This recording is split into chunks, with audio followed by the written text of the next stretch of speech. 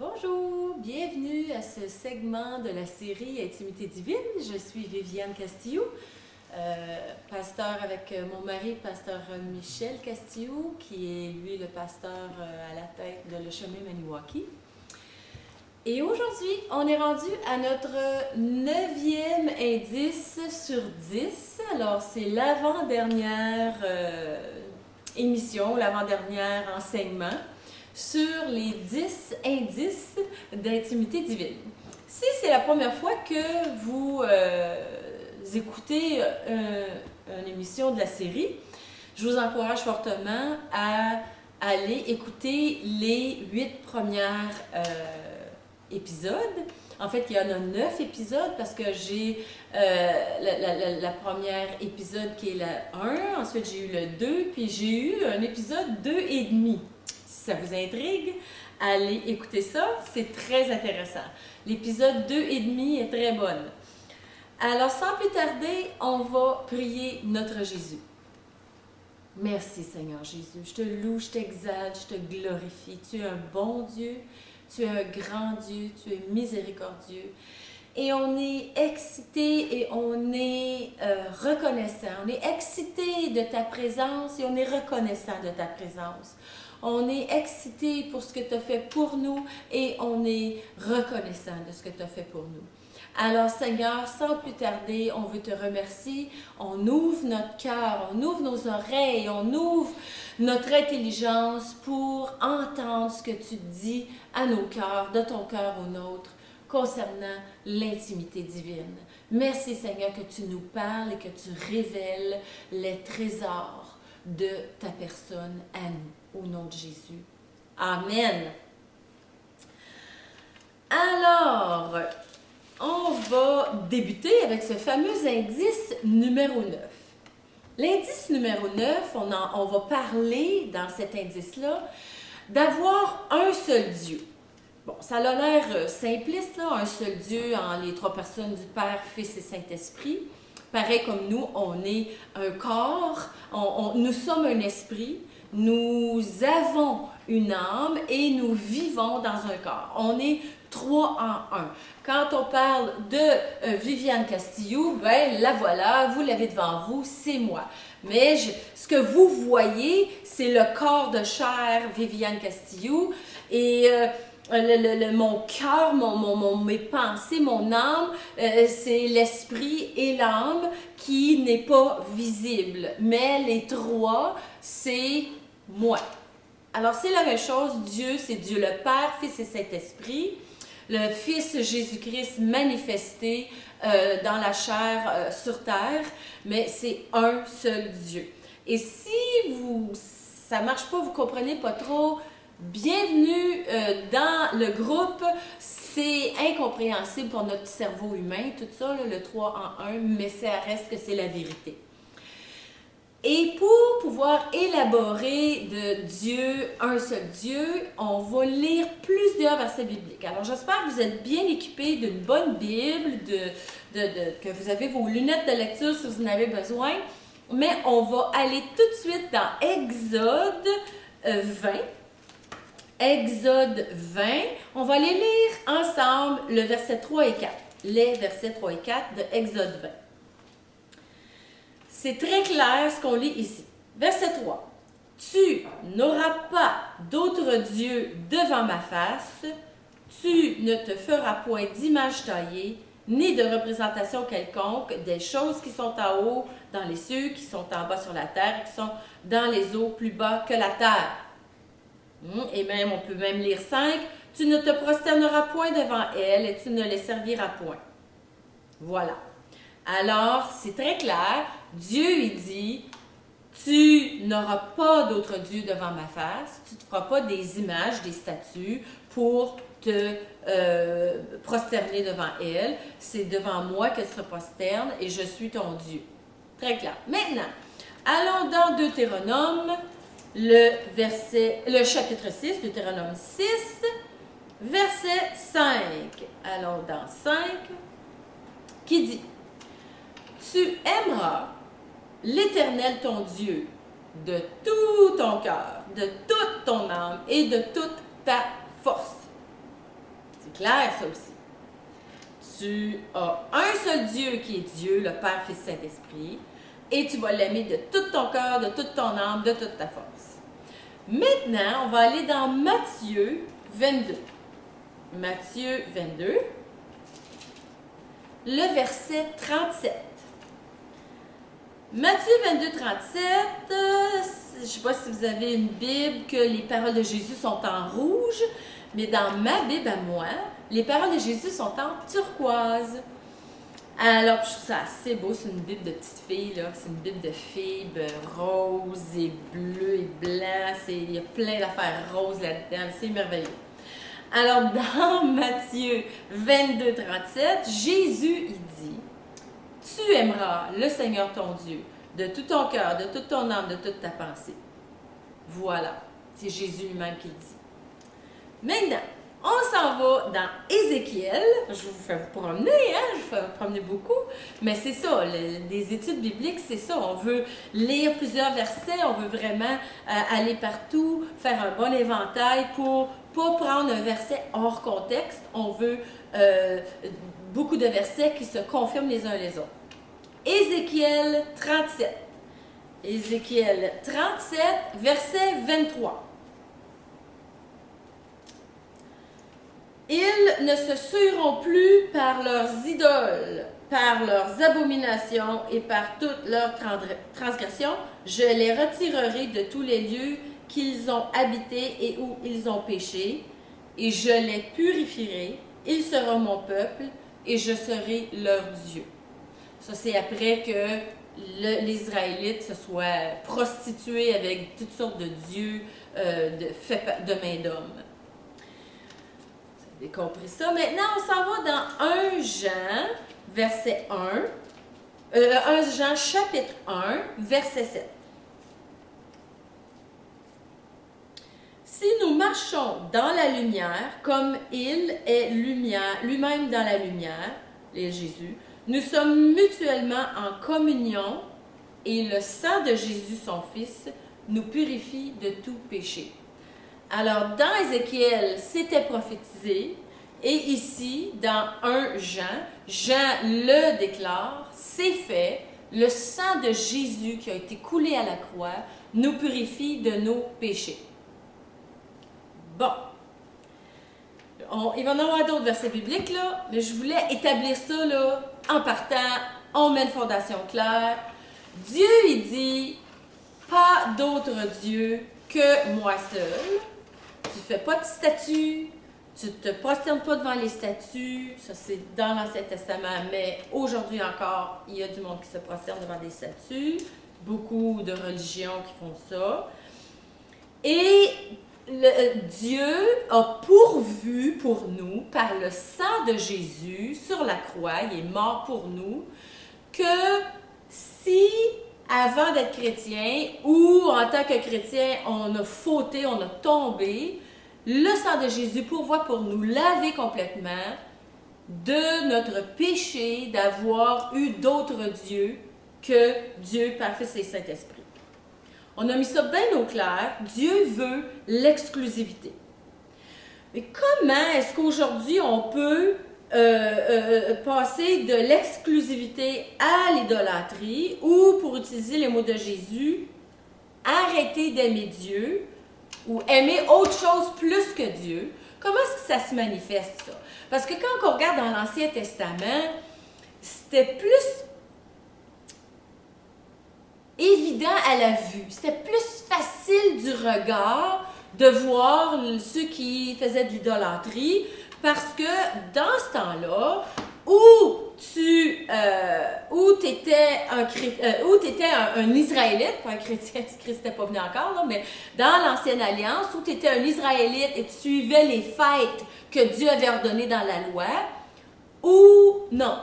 Et les gens qui n'étaient pas israélites et qui ne suivaient pas les différentes fêtes israélites, eux, ils s'inventaient des fêtes, puis ils s'inventaient des dieux. Ils allaient chercher du bois, ils coupaient un arbre, puis ils sculptaient dans le bois une image quelconque. Ils forgeaient le fer et il sculptait une image de fer ou de fonte ou différents matériaux qu'il y avait à cette époque-là. Il sculptait, il inventait une déité. Et bon, il y avait des vendeurs de déités là, qui vendaient différentes sortes d'idoles. Et on voyait les gens qui n'étaient pas israélites ou qui étaient israélites mais qui avaient abandonné Dieu et qui se prosternaient, qui s'agenouillaient, qui venaient à plat ventre à terre devant les statues en tant que telles. Comme je disais tantôt, oui, en l'an 2023, il y a des gens qui font encore ça. Mais pour nous, Nord-Américains, c'est quelque chose qui est moins évident. On a des petites statues de Bouddha dans le salon, mais c'est juste une décoration. On ne se prosterne pas devant, mais Bouddha, ça reste quand même un dieu créé de main d'homme. On a des petites statuettes de Marie, de la Sainte Vierge. On se prosterne pas devant. Mais bon, on se dit, ben, c'est de la bonne chance d'avoir ça. On a un petit peu de ça, là, de l'idolâtrie de cette façon-là. Mais j'aimerais lire avec vous Galates 5, 19 à 21, qui nomme les idoles d'aujourd'hui. Parce qu'aujourd'hui, particulièrement dans notre société nord-américaine, on ne se fait pas nécessairement des statues, comme je viens de vous dire. Nos statues, c'est dans notre cœur qui se passe. Alors, lisons Galates 5, 19 à 21. On va lire dans la Bible Louis II normale. Puis après ça, j'ai une version tantôt que je vais vous lire qui est différente. Ben, c'est pas qui est différente. C'est la même chose. C'est juste dit avec différents synonymes. Hein? Je peux dire que la table, elle est carrée et c'est la vérité. Je peux dire que la table, elle est carrée et elle est brune, c'est la vérité. Je peux dire que la table, elle est carrée, elle est brune, puis elle a des lanières rectangulaires et c'est la vérité. J'ai tout dit la vérité. Dépendant de la version, il y a une version qui va dire la table est brune, un autre va dire la table est carrée, un autre va dire la table a des lanières, c'est tout vrai. Parce que quand on traduit, pour ceux qui... Moi, je fais beaucoup de traductions de l'anglais au français, du français à l'anglais. Et parfois, on utilise des termes différents, des synonymes différents, parce que le sens qu'on veut donner, il se porte mieux avec un terme plutôt qu'à un autre. Comprenez? Alors, dépendant du traducteur, il va y avoir un terme qui va être utilisé, puis un autre traducteur va utiliser un autre terme, mais c'est tout la même chose, c'est juste des synonymes et c'est tout correct là. Il ne faut pas s'en faire avec ça. Alors, lisons Galates 5, 19 à 21. Les œuvres de la chair sont manifestes. Ce sont l'impudicité, l'impureté, la dissolution, l'idolâtrie, la magie, les inimitiés, les querelles, les jalousies, les animosités, les disputes, les divisions, les sectes, l'envie, l'ivrognerie, les acceptables et les choses semblables. Je vous dis d'avance, comme je l'ai déjà dit, que ceux qui commettent de telles choses n'hériteront pas le royaume de Dieu. Et pour encore plus affirmer ce qu'on vient de lire, on va aller dans 1 Jean 2, verset 16. 1 Jean 2, verset 16. Tout ce qui est dans le monde, la convoitise de la chair, la convoitise des yeux et l'orgueil de la vie, ne vient pas du Père, mais vient du monde. C'est clair? Voilà. Ça le résume très bien. Donc, je confirme, j'affirme et je déclare plus officiellement, l'indice numéro 9, c'est d'être en exclusivité avec Dieu. Que Dieu est notre seul et unique Dieu. Ça, c'est un indice d'intimité divine. Un indice clair que quand on est en intimité divine, ça exclut les idoles de la chair, puis être en intimité divine, c'est de vivre une intimité divine qui est exclusive. Écoutez, quand j'ai marié mon mari, bientôt 31 ans, j'ai dit oui à l'exclusivité, donc j'ai fermé la porte définitivement à tout autre. J'ai dit oui à mon mari, donc je dis non à tout autre. Il n'y aura plus juste lui. Il va y avoir juste lui, il va être le seul avec qui je vivrai une intimité qui inclut la sexualité. Cette intimité-là entre mon mari et moi, elle est unique au monde. Être en intimité divine, c'est de mettre Dieu, notre Dieu, comme le seul Dieu. Je place aucune autre personne sur terre, au-dessus ou avant mon mari. Hein? Oui, j'ai une très belle intimité mère et fille avec ma mère. J'ai une belle intimité d'amitié avec certaines amies filles. Mais ni ma mère, ni mes amis, ni mes enfants sont placés au-dessus ou avant mon mari. Et, je rajoute, il y a Dieu qui est au-dessus de tout, qui est au-dessus de mon mari. Donc, il y a Dieu, mon mari, puis après ça, il y a tous les autres dans un ordre qui dépend des circonstances ou des personnes.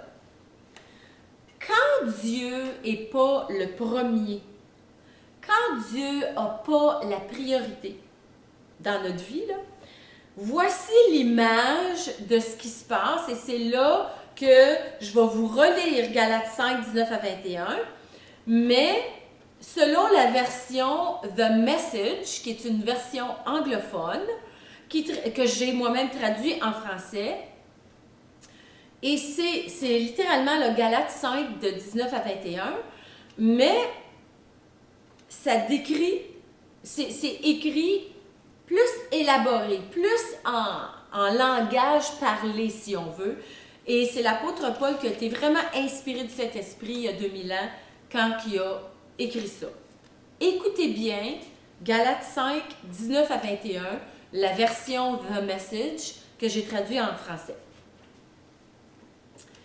C'est évident la sorte de vie qui se développe quand on essaie de vivre à notre manière tout le temps.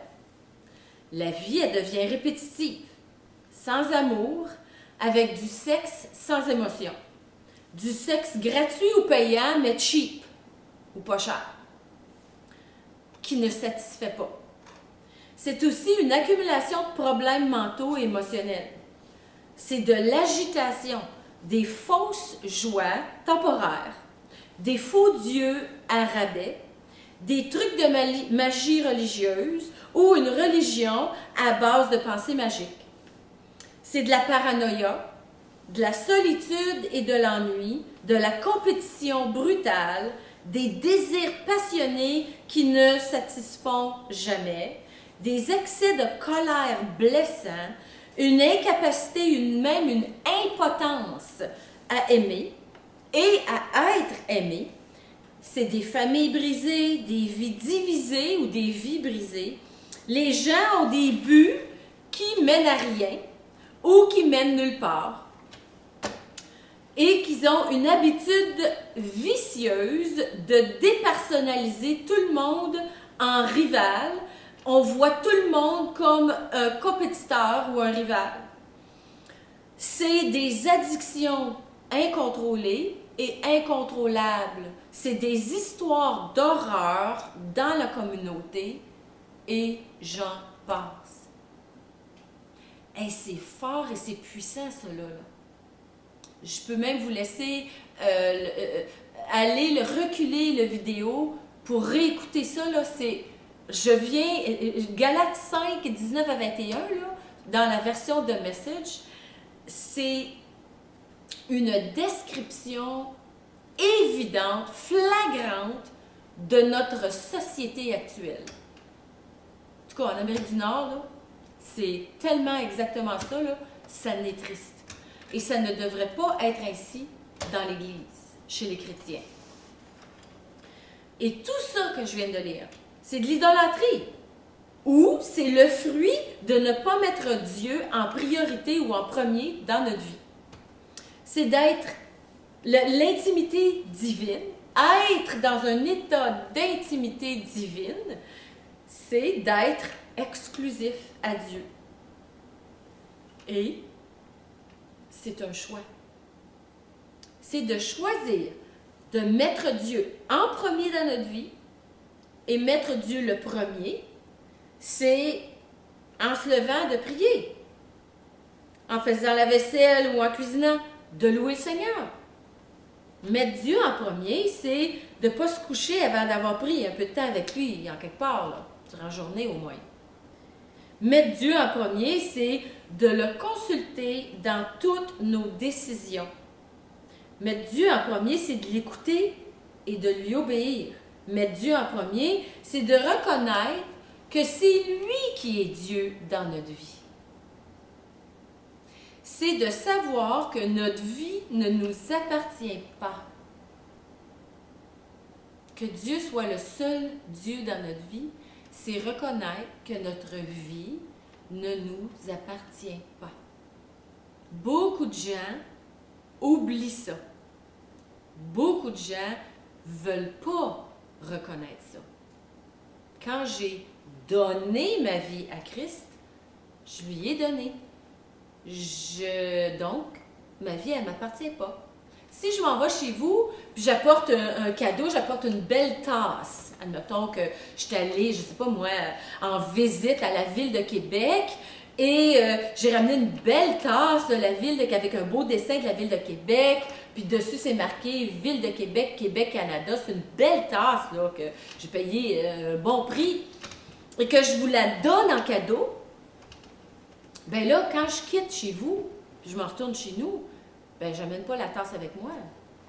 Ça ne m'appartient plus. Elle vous appartient à vous. Et là, si vous, 3 jours plus tard, quelqu'un de la famille ou des amis vient chez vous et que cette personne regarde la belle tasse et dit « Hey, belle, j'ai pas de tasse de ce grosseur-là, c'est super beau, ça fitterait parfait dans ma cuisine. » Puis que vous dites « Ah oui, ben je te la donne. » Ben moi, j'ai rien à dire, là. Parce que c'est votre tasse. Je vous l'ai donnée. Je l'ai donnée. Ça vous appartient. C'est à vous de faire ce qui bon vous semble. Vous pouvez l'utiliser pour boire votre café, la donner à quelqu'un d'autre, l'acheter aux poubelles si vous ne l'aimez pas. C'est à vous la tasse. Alors, c'est le même concept. J'ai donné ma vie à Dieu. Ma vie ne m'appartient plus. Viviane Castillou est la propriété de Jésus-Christ. C'est fort, hein? Mais c'est ça. Et j'ai besoin de me le rappeler en tant que chrétienne, que ma vie ne m'appartient pas. Donc, écoutez, c'est le temps de la confession, là. On la confesse cet après-midi. Là, dites-le pas à personne, c'est un secret entre vous et moi. OK? Je m'en la confesse. Durant le temps des fêtes, j'ai mangé un petit peu plus que j'aurais dû. Mais surtout, j'ai pas mangé beaucoup plus. C'est pas tellement que je me suis goinfrée à l'excès. C'est juste que j'ai fait des mauvais choix. J'ai choisi de manger des choses que je ne mange pas habituellement parce que c'était des choses qui étaient typiques de Noël et qui goûtent très, très, très bon, mais qui sont pas très bons pour la ligne.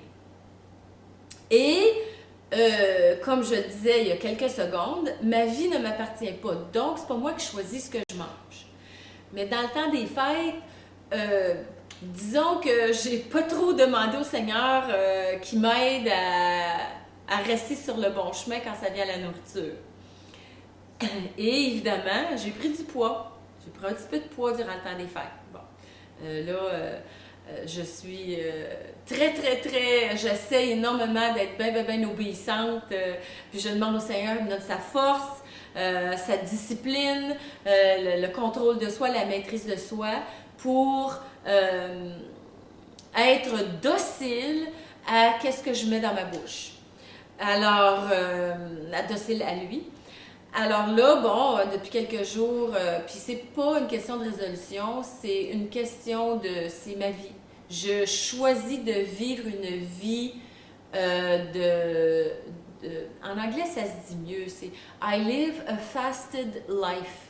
I live a fasted lifestyle. Je vis une vie de jeûne où je choisis volontairement de m'abstenir de certaines choses que c'est entre moi et Dieu, et que c'est Dieu qui me le demande, et que d'autres affaires que c'est moi que je le fais de bon cœur devant Dieu, parce que Dieu est mon Dieu, il est l'unique dans ma vie, et je veux vivre une intimité avec lui, et il y a certaines nourritures qui m'abrutissent, qui me rendent endormie, qui me rendent inconfortable. Et ça fait que je suis moins alerte à écouter et à entendre et à obéir quand le Seigneur me parle. Je me répète, ma vie ne m'appartient pas. Et je choisis de me soumettre à Dieu. Je choisis de le placer le premier dans ma vie. Je choisis de le laisser guider ma vie à tous les niveaux. Il est mon maître. Et vous, que choisissez-vous en tant que chrétien? Si votre vie appartient à Christ, c'est une décision à tous les jours. Si vous dites, ben moi, je crois en Jésus, là, mais je n'ai pas donné ma vie, donnez-lui votre vie. Dites-lui, Jésus, je te donne ma vie. Je la donne. Aussi simple que ça. Je veux maintenant marcher comme toi tu veux que je marche. Je veux maintenant entendre ta voix pour t'obéir. Puis croyez-moi, quand on lui demande, il veut nous parler. Il veut de l'intimité avec nous. Et faisant partie d'indices qui nous font voir qu'on est en intimité avec Dieu, c'est que Dieu est notre seul Dieu, qu'il est en exclusivité dans notre vie. Sur ce, je vous souhaite une belle journée. Soyez bénis dans le Seigneur. Et la semaine qui vient, on va faire le dernier enseignement, le 10e indice d'intimité divine. D'ici une semaine, j'enregistrerai mon dernier enseignement de cette série. Alors, après ça, il y aura d'autres choses, mais j'enregistre bientôt. Sur ce, passez une belle journée. Soyez bénis.